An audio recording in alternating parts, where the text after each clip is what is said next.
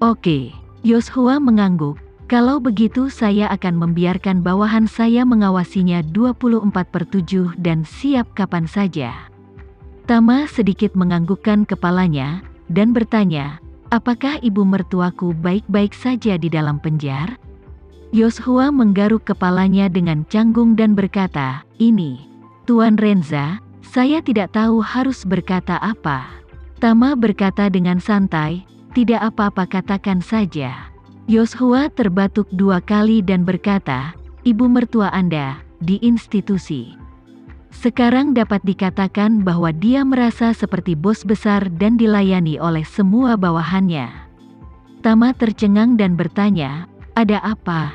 Yoshua berkata, itu dia. Tidakkah Anda bertanya kepada saya sebelumnya bahwa saya harus mengirim beberapa tentara wanita untuk merawatnya? Jadi dia sekarang menghukum orang banyak. Di penjara, pada dasarnya, dia mendominasi, bukan hanya sel tempat dia berada, tetapi juga sel berada di bawah komando 3 tentara wanita kami. Jadi dia adalah segalanya sekarang. Saya mendengar laporan dari bawahan saya bahwa ibu mertua Anda sudah menjadi orang nomor 1 di seluruh institusi, dan tidak ada yang berani menantang otoritasnya, dan dia telah memberi dirinya nama panggilan. Tama bertanya dengan heran, nama panggilan apa? Yoshua berkata dengan malu, Bedford Hill hantu kesedihan. Apa-apaan ini? Tama tercengang, dan berkata, siapa yang memberikannya padanya? Mungkinkah itu dirinya sendiri? Ya, Yoshua mencibir, Tuan Renza benar. Beliau benar-benar melakukannya sendiri. Tama tidak menyangka bahwa ibu mertuanya bisa memberi dirinya julukan seni bela diri seperti itu ketika dia di penjara. Bedford Hill hantu kesedihan. Harus dikatakan, nama panggilan ini terdengar sangat mengesankan. Namun, Tama sama sekali tidak terkejut. Ini adalah perilaku ibu mertuanya yang biasa. Agak tidak pantas untuk mengatakan bahwa dia menindas orang, tetapi untuk mengatakan bahwa dia menindas orang lain, itu jelas tidak salah padanya. Tanpa diduga, dalam 2 atau 3 hari, dia akan dapat bercampur dengan hantu dan kesedihan Gunung Bedford, tampaknya hidupnya di dalam benar-benar seperti bos besar. Jadi, Tama berkata, oke, biarkan dia pergi, selama dia bahagia, ketika aku menyelesaikan pekerjaan saya di New York, tidak masalah apakah dia Bedford Hill Ghost atau Bedford Hill Jin. Babi-babi itu harus keluar ketika mereka gila. Yoshua mengangguk dan berkata sambil tersenyum, kalau begitu saya akan menunggu perintah Anda. Oke, Tama tersenyum dan berkata, kamu pergi bekerja dulu, aku akan pergi melihat Bas, masih ada beberapa urusan yang belum selesai. Yoshua berkata dengan hormat, oke, Tuan Renza, saya akan pergi bekerja dulu. Setelah Yoshua pergi, Tama menaiki bas yang siap berangkat. Dia berjabat tangan dengan mereka yang diselamatkan satu persatu. Tapi sambil berjabat tangan, dia memasukkan aura halus ke tubuh masing-masing. Namun, semua orang tidak tahu apa-apa tentang itu.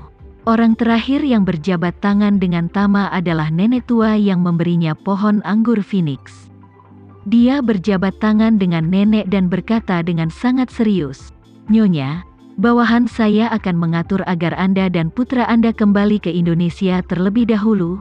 Mereka akan membantu Anda memecahkan masalah Anda dalam hidup, dan mereka akan menuliskan alamat Anda, Del. Setelah saya kembali ke Indonesia, saya juga akan datang mengunjungi Anda secara langsung.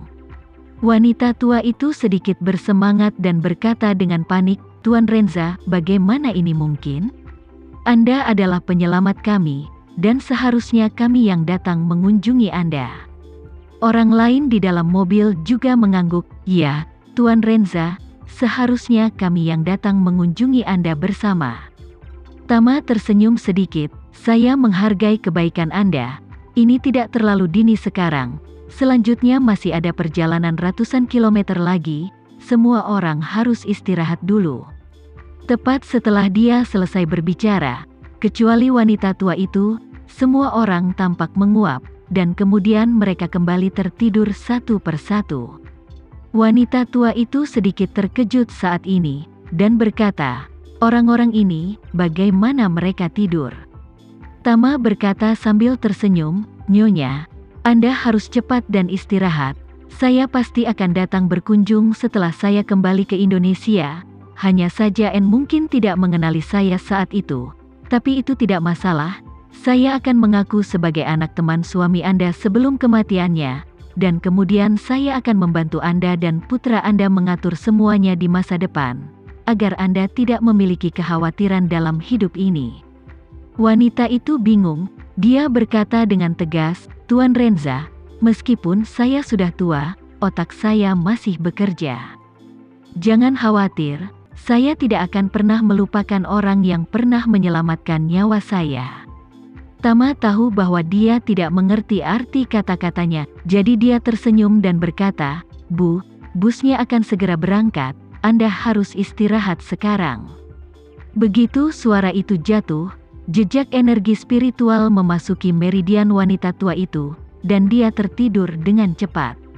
Tama turun dari bus saat ini, dan berkata kepada Raya, yang sedang menunggu di sana, "Ayo pergi Raya, ayo kembali ke New York."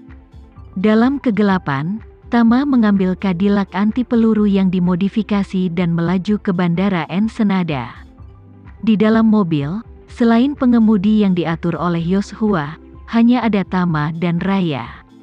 Pada saat ini, Concorde keluarga Renza sedang menunggu di ujung landasan.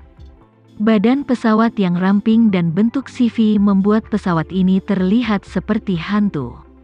Pesawat ini diatur oleh Tama terlebih dahulu dan terbang dari Indonesia ke Meksiko untuk membawanya kembali. Terlepas dari penerbangan sipil atau pesawat pribadi, efisiensi pergantian terlalu lambat. Menggunakan pesawat ini dapat mengurangi waktu penerbangan secara keseluruhan hingga setengahnya. Begitu mobil Tama muncul di landasan bandara, pintu kabin terbuka dari dalam, dan kedua sosok itu dengan cepat turun dari pesawat dan menunggu dengan hormat di depan tangga boarding.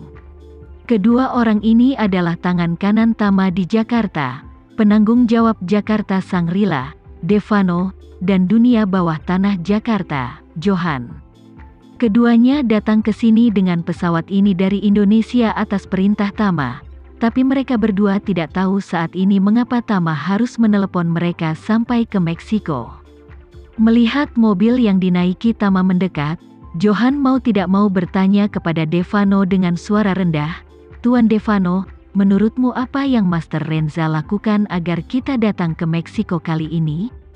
"Bagaimana saya tahu?"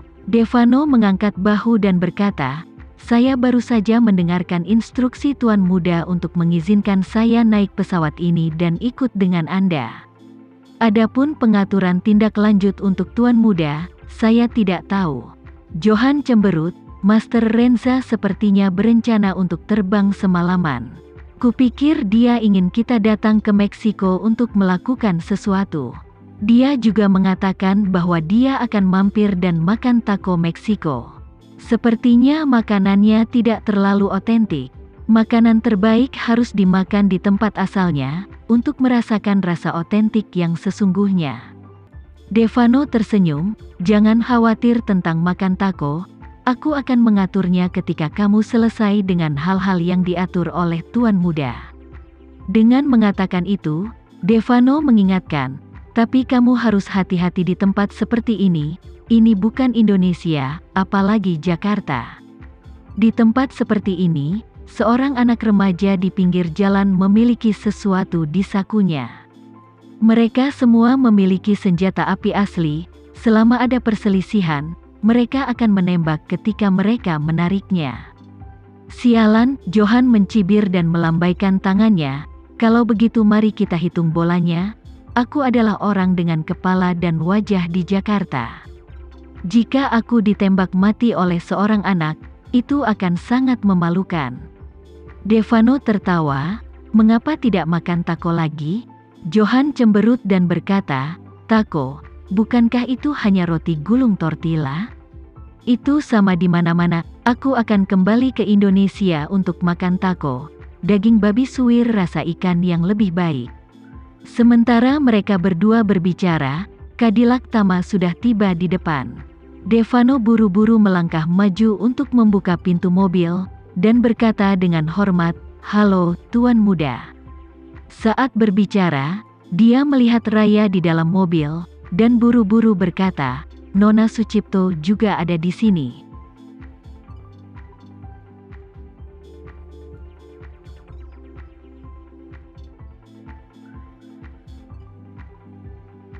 Sekian dulu ya video kali ini, kita lanjutkan lagi videonya di lain waktu. Oh iya, bagaimana menurut kalian? Semoga bisa sedikit menghibur kalian semua. Untuk teman-teman yang baru nonton, jangan lupa subscribe ya, hehehe. Dan kalau teman-teman ada yang ingin gabung langganan, bisa langsung gabung saja untuk dapat fitur yang menarik dan sedikit membantu Mimin. Terima kasih banyak sudah menonton, sampai jumpa lagi, bye.